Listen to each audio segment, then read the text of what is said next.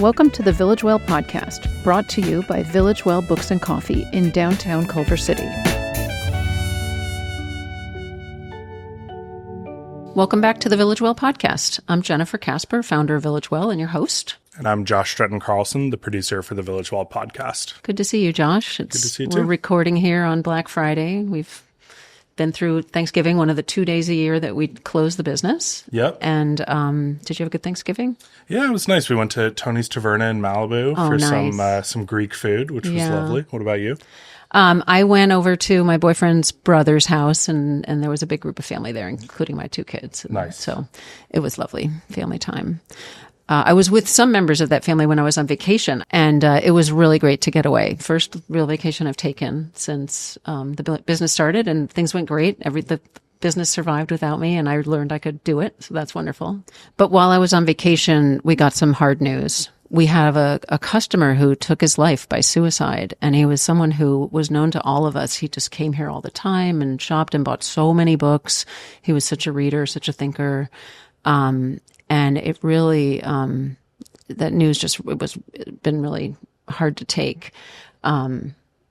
People come here because they're lonely. Like, we want to be that place where people can come to find welcome and comfort and connection when they're not feeling their best. And, it's just, sad to be reminded that some of our customers really need it, Absolutely. And, a lot of us are shook up here about that. And we're going to do, his name is Conor Proffitt. And we're going to do a memorial. There's already been a memorial done for him at Jackson Market, where he was also a regular. And we're going to have our own remembrance event for him here on December 20th. Just because, what we do here, selling books, poetry, philosophy, the things that makes up who they are, it just was, even though none of us was an intimate friend of his, we felt like we knew him because of conversations we had with him about the books that he bought and that he read.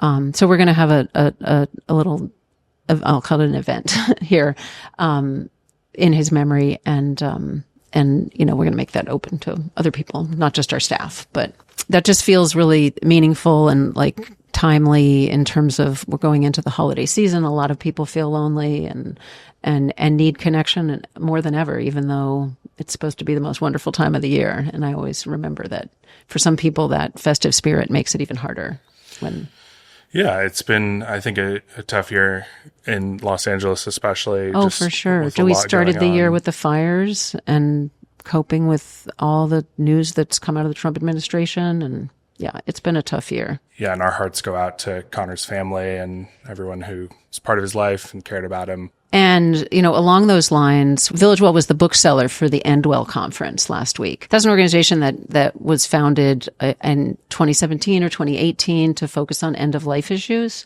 And we've been the bookseller at their conference for the last couple years. They hold it at the Conor Center, and I feel like there's at least 1,000 people there. And they're all people whose work is around end-of-life issues. So they might be a death doula or a bereavement counselor or a psychiatrist or a hospice nurse. And the community of those people is so incredibly wonderful. It's just like the most delightful group of people. They're just like, they were so happy to meet up with each other, and they were so interested in all the speakers.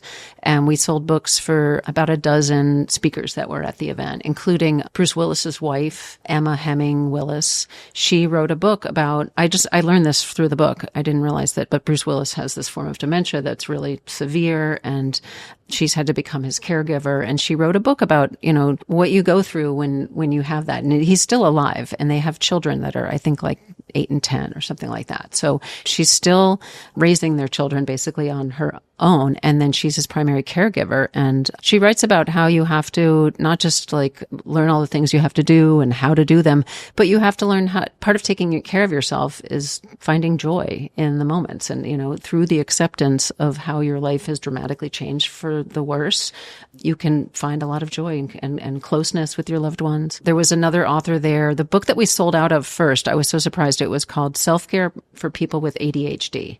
Oh. And I thought, that's not even about grief. Why is everybody buying this book? But then I read the introduction, and I got a chance to meet the author and chat with her a little bit. And I realized that one of the things about grief is that it makes your brain disorganized. And, when you're processing a loss, you just are not yourself, and that could be, earlier this year when you shared that your parents' house or your parents' neighborhood was the neighborhood you grew up in was destroyed. Your parents' house was damaged to the point where they couldn't live in it for a period of time, and how that kind of it is a loss. It's like a loss of your stability, and that just like makes your brain just like not functional. It's very similar to ADHD, and that a lot of people in the grief world look at literature about ADHD, or maybe I didn't read it to know if like psychologically it actually puts you in a state in whatever ADHD is technically, but so many people in the room could relate to it. And everybody showed up at my table, and that was the book they picked up first. Yeah, it's interesting. Me and Tom, the host of our sci-fi fantasy book club, worked that event last year. And I was really surprised at the level of like joy at that event, and the level of like people like holding each other and being there for each other, and kind of the emphasis on self-care, which actually kind of ties into the topic we're going to be talking about today. Oh, exactly. Yeah, I'm so excited to queue up this episode. Judith, our bookseller and the publisher of Culver City Crossroads, and the leader of our creativity book club, she interviewed Amy Tangerine and had a really great conversation about creativity. And Amy is an artist, creative director, and designer. She's based in LA. I think she's based in Culver City. Her kids go to school in Culver City. She's also the author of Craft a Life You Love, a book about creative practices to implement in your life.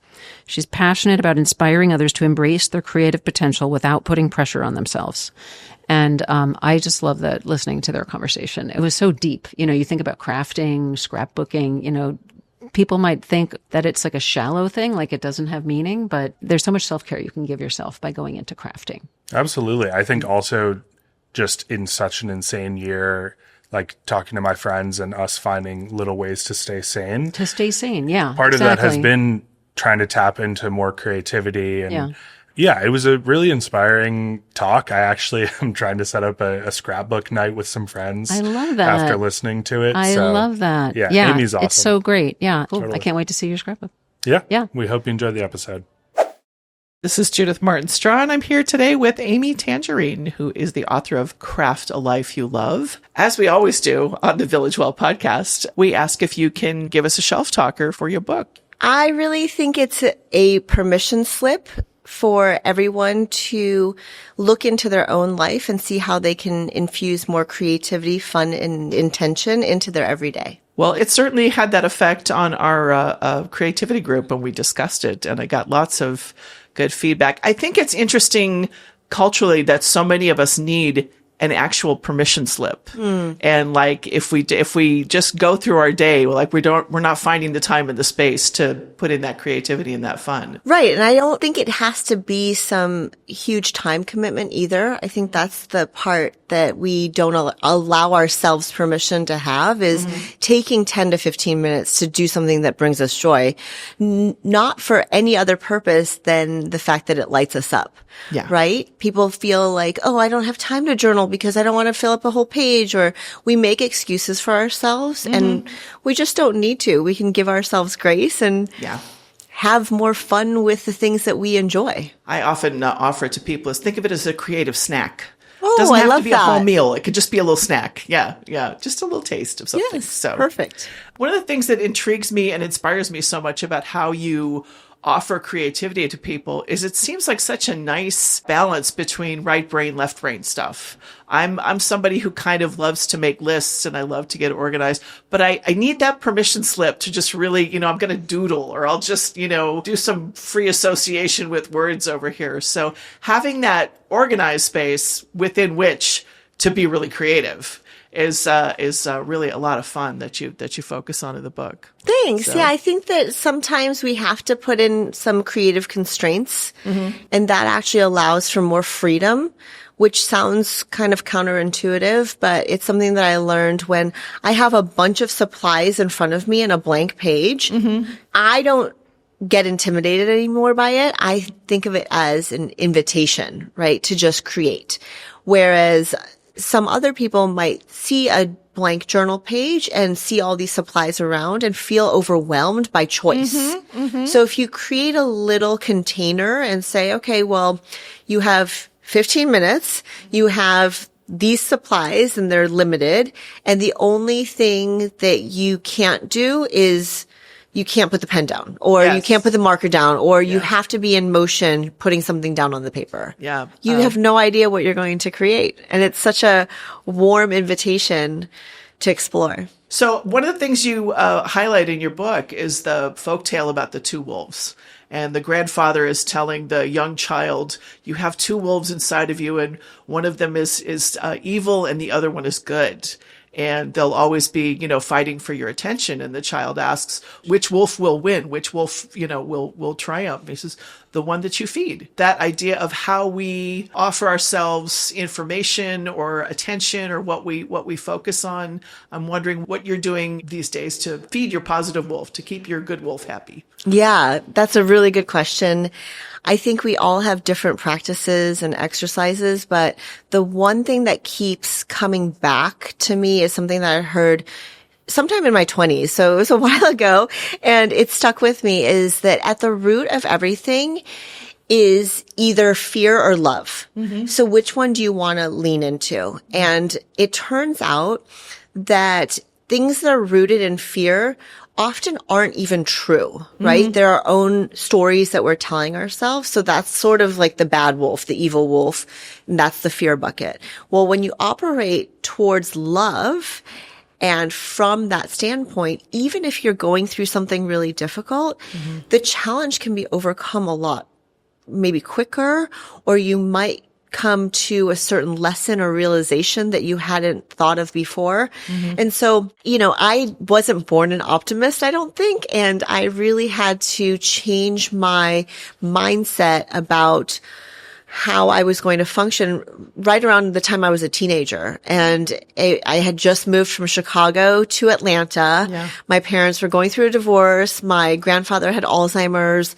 It was a really hard time for me. And I don't know what actually finally brought me to it, but I think there are a few years where I was very pessimistic. I found journaling at that time. I found cutting up magazines, collaging, doing the things that brought me joy. But I also had a very sort of cynical outlook on the world, which is so crazy to think. Even when I'm telling the story, I was like, are people going to even believe me? But it's true, because people who I meet now would not believe that part of it. But I had a lot of things to sort of work through, and I felt maybe not alone, but as if I didn't belong, right? And I think belonging is such a huge part of our humanity and our connection and our need for feeling supported and loved in this world and connected.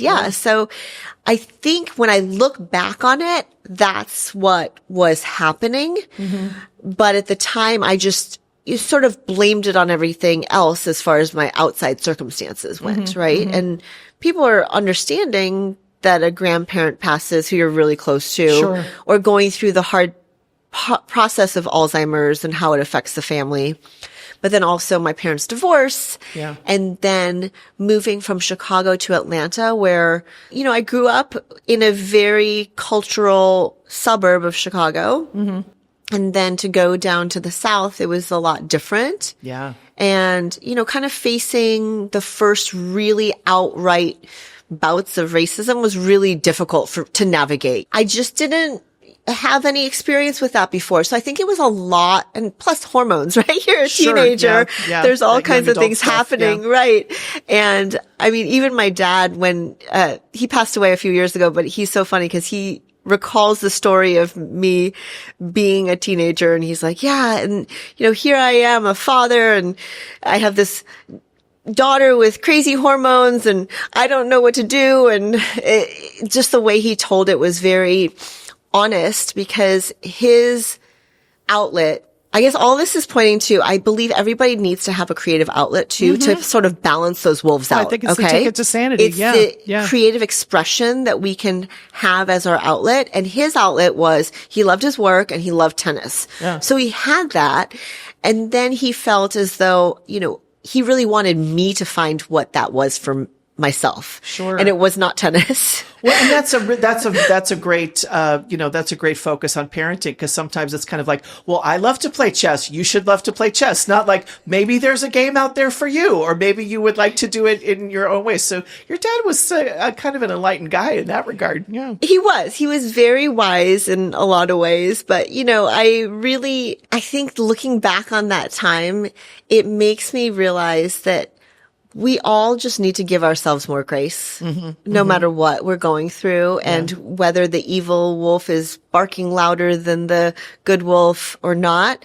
We really have to find our own alignment within ourselves and connect with others, because that's what it's all about, connecting to love. It's interesting to me that the scrapbooking is something that really brought you into connection with other people. And in my mind, that's a very solitary activity. So tell me more about how you connect with people on that. The scrapbooking was so fun to stumble upon, because I think I always have done some version of it, but actually spending money on scrapbooking supplies didn't happen until my late 20s.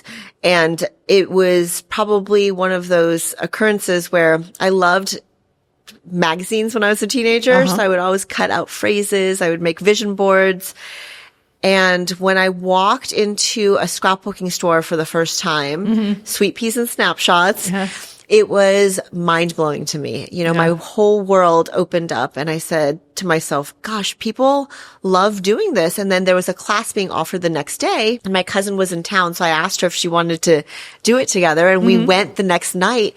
And there were only about maybe 7 of us in the class, but it was taught by this amazing woman named Emily Falconbridge. She had dreadlocks, and she's from Australia, so she had this amazing accent, and she complimented me on my t-shirts because I used to be in fashion. Right, yeah. And so we became friends, and she would basically have all these scrapbooking supplies, and she showed me how she played with her supplies. She was so generous in sharing the supplies. And then I started going to more scrapbooking crops, as they're called. And it's basically an event that happens in a scrapbook store. We don't have as many now, which is unfortunate, but you basically bring your supplies with you, your photos, and you have a space on the table, and it used to be like maybe $10. And I witnessed these women coming together in community, sharing their stories, sharing their supplies, talking about, oh, this is when my son did this, or this is when I ran a marathon, this is when I lost 20 pounds, this is when something big in their life had happened, or small, that they wanted to take time to document. And I thought that was so special. Commemorating their memories and their moments. Yeah. Yes. Yeah. And of course, this was a longer time ago than now. Now we have all this digital technology at our fingertips, but there is something that I really find so special about the tangible. Yes. And when we get our hands on these supplies, and we're tearing paper or cutting it using a paper trimmer, and we're putting stickers down, it may seem frivolous, but I think that there is something that connects us to our own story and others. So I love that focus on relationships. And you have an interesting piece in the book where you go into the idea of blaming elegantly, which is a concept from another speaker, Tony Robbins. The idea that if everyone in your life behaved exactly the way you wanted them to behave, you wouldn't be the person you are. Yeah. Well, look, I don't want to call anybody out, but I really find that people walk alongside our paths for a reason. And we can take it as, let's say, somebody who's challenging, for example, right? But we can always extract the lesson out of it. Yes. And it's really up to us to do that, no matter how Yeah. hard it is. And I can say this with tremendous love right now, but my mom and I have not always had like the closest relationship, probably because we we are very close. Yeah. Yeah. My husband actually was like, it's strangely codependent, Yeah. but also, but because I'm an only child and because she's so strong-willed Yeah. and she has a lot of, I guess, I don't even know what it's called. It's not even gumption.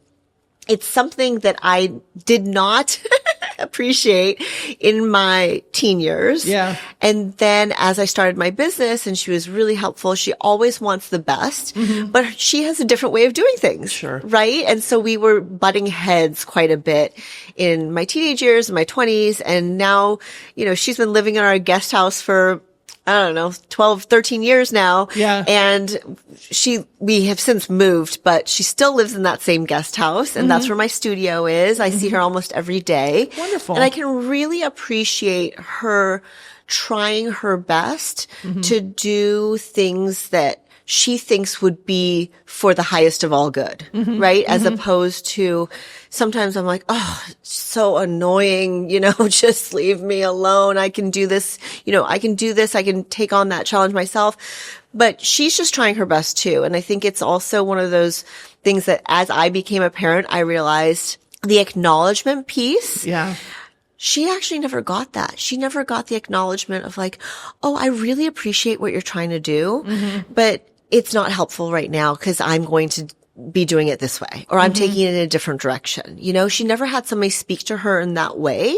So it was really hard for her at first to understand that. And so I think that when we are challenged with loved ones who, are our family and we want them to remain our family and we are close to them, that we have to look really inside of ourselves or seek professional help. And, my therapist helped me a lot through that. Can be good. Yes. No, it was great.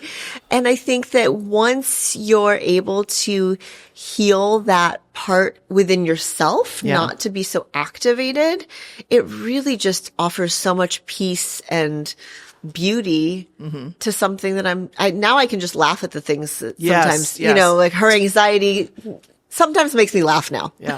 Well, and time is such an important ingredient, especially when you're young and everything's immediate and it's right in front of you and it's here and now and this is the whole deal. And then you look back at an interaction or an event from 10 years or 20 years and you just see it so differently in the sense of, oh, that thing that was so hard, now it makes sense. Now I understand there was a lot of benefit there, that was a really good thing. Yeah. Yeah. Yeah. Taking the lesson out of it, I think is so crucial. Yeah. If we're able to look at it that way, then we can really kind of reap the benefits of life in general, right? Yeah. And again, back to, putting it on the page, making a scrapbook, journaling, giving it that creative twist.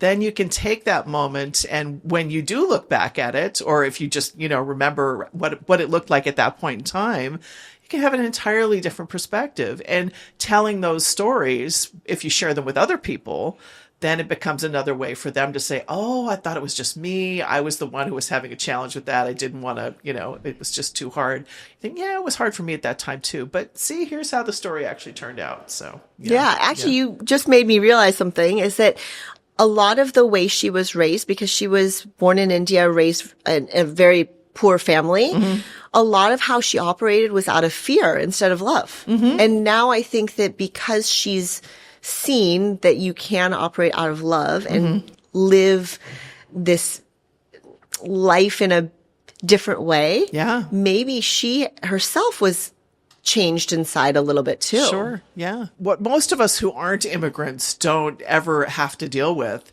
is what an entirely other world people arrive into. I mean, here you are in a place where you don't speak the language, you don't know the customs, it can be so overwhelming. And of course, there's a lot of fear behind that. That's survival instinct. Yes, you're absolutely right. Yeah. And now that she's able to thrive, I hope that she can enjoy the fruits of her labor, right? I mean, she's such a hard worker and it's so wonderful. She loves very hard. She's so generous with the people around her. But it's really funny to have that perspective now. One of the stories about language that I always found so enchanting in your book was you're telling about Sesame Street and starting kindergarten. So I'd love it if you'd share that with our listeners. Sure. Yes. I was born to two immigrant parents who came here in 1970 from India. All right. So I'm Chinese, but they were both born in India and they immigrated. And I grew up only speaking Chinese at home. And I didn't realize that I was going to go to school, to kindergarten, and have to learn English. And my parents also didn't really understand the process, and they didn't enroll me in ESL or any type of thing like that. But because while they were working, I was raised by my grandparents and I was watching Sesame Street, it turned out that I had learned English actually through the show and learned my alphabets and numbers and all kinds of things through Sesame Street. And so when I went into kindergarten, they were all worried about me, and it turned out that I did just fine. Yeah, and it seems like just such a lovely transition of here you were learning with, the characters on Sesame Street. And so this was already the language of let's have a fun time learning. And then you walked into the classroom and here everybody was speaking that language, having a fun time learning. So yeah, it's so interesting to me because now that I have 2 kids growing up in Southern California, the idea of how we teach them at home versus what they learn in school. They're both taking dual immersion Spanish. So is that what it's called? Dual immersion? yes. Okay. Yeah.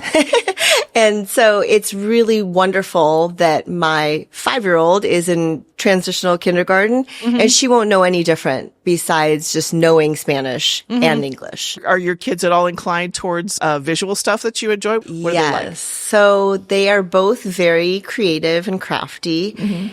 And I encourage them to do, 15 minutes a night of just drawing or painting or exploring. And we go through waves where it's very successful. At one point, my son, he's now 12, so he's in middle school. It's a little bit different with him. But we did a drawing a day for 2 months in our journals. And it was really cool to see the collection of various drawings and how the styles evolved. We both did not use pencil. We used pen only. Okay. And so it was a really fun challenge of just doing a drawing a day. There's a commit. I'm going to draw this in ink. Yeah. Yes. Yeah. Right. Because it also teaches you that once you do make a so-called mistake, you have to adjust your expectation to it. You can't just simply erase it. Well, my 5-year-old, this happened last night. She didn't like the way she wrote something, so she scribbled it out, right? And she has this big scribble on top of it. And we all have our own process. But I think part of the reason I did it in pen was because I just wanted to train myself not to be so hard on what the end result was. Because at the end of the day, it was just something in my planner, actually. I had filled up the monthly boxes with a tiny drawing a day. So it was very low threshold of getting into it. And also, you know what? It's 2 pages in my planner. Sure. For 30 little drawings. Yeah. Yeah. Those different options we give ourselves in different alleys. Well, that's why Craft a Life You Love is all about finding the craft that works for you, right? I think sometimes scrapbooking even has sort of a negative connotation in people's minds. They have this perception of it in a certain way. Right now, everybody is junk journaling, but really part of junk journaling, which is I'm so happy about, by the way. Part of junk journaling is really rooted in scrapbooking, right? It's You're another taking, name. it's another name for similar hobbies.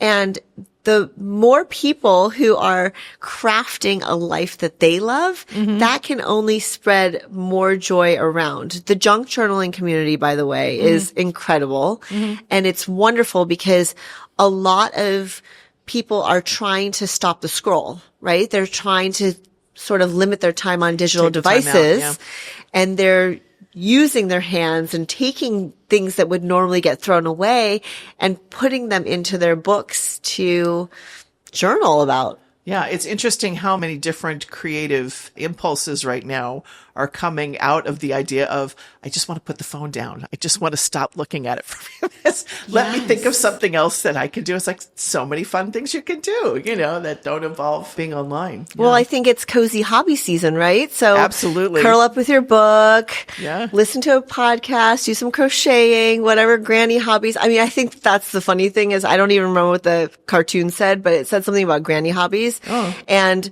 I think I've been enjoying granny hobbies since I was a teenager. You know, I really have taken to those types of things more so than maybe the typical. I mean, I'm playing pickleball now, not tennis. You know, they're hobbies that are accessible to everybody, that they're very simple to do.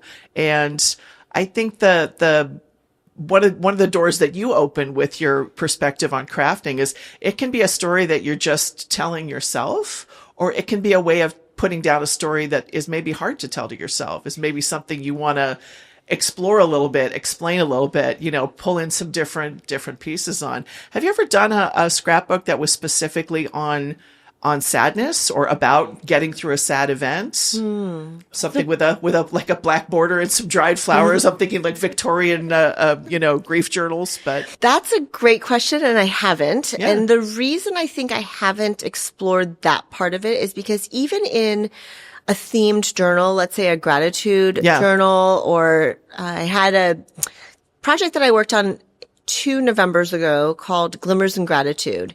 And within that, I always try to include something that's maybe not so shiny, right? Because I think that there's so much contrast in our days, in our lives. And if it helps heal you, I don't think there's anything wrong with a grief journal, but I try to incorporate it into my daily planner because it's really about the everyday and what happens in those moments and how there is contrast. I don't try to spin everything as being positive and good.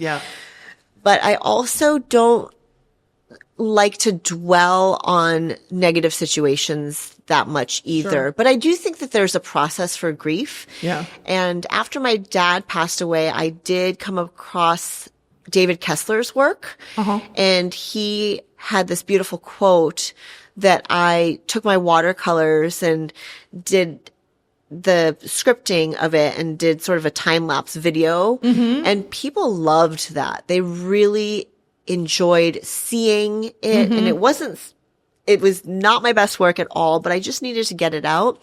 And hearing him say the quote and then putting it down, the process of that actually helped in the healing or the healing journey itself. Well, I'm surprised to hear you say that something wasn't your best work, because I often reflect on it's just, you know, it's we're trying not to judge ourselves, but we do. That's our culture. You know, I mean, we're surrounded with that.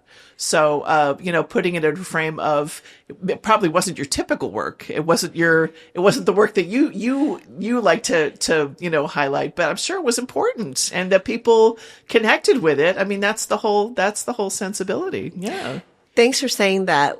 What I think that people can probably draw out of it is that I simply set up my camera over the tabletop and then filmed the whole process. And the editing was very minimal. I don't even know if the lighting was good.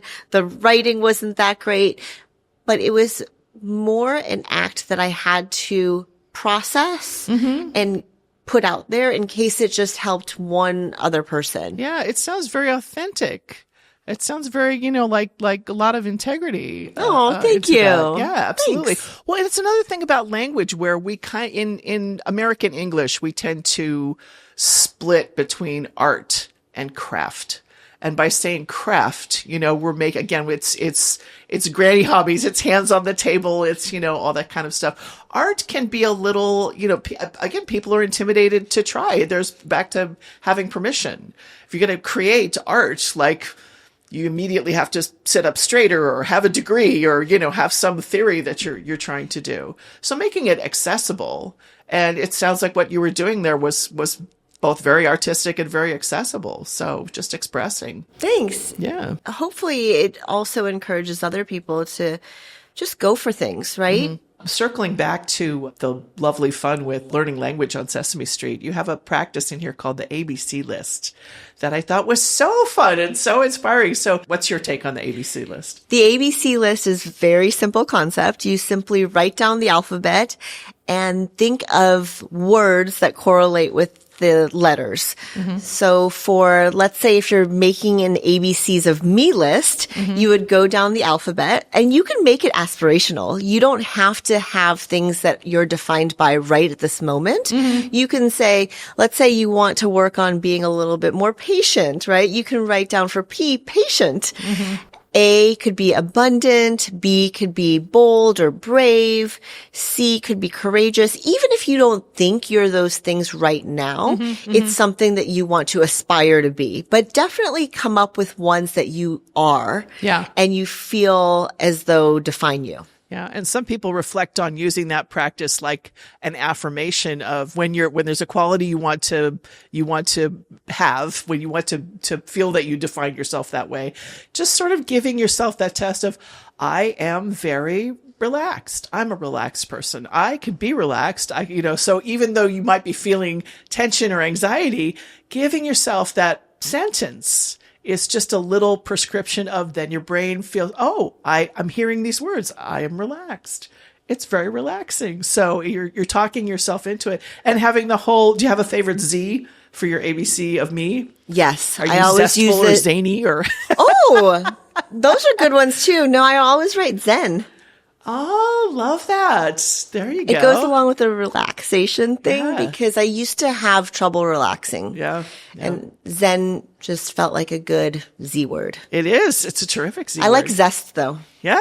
Zest is good. Tangerine puns are always welcome. Right.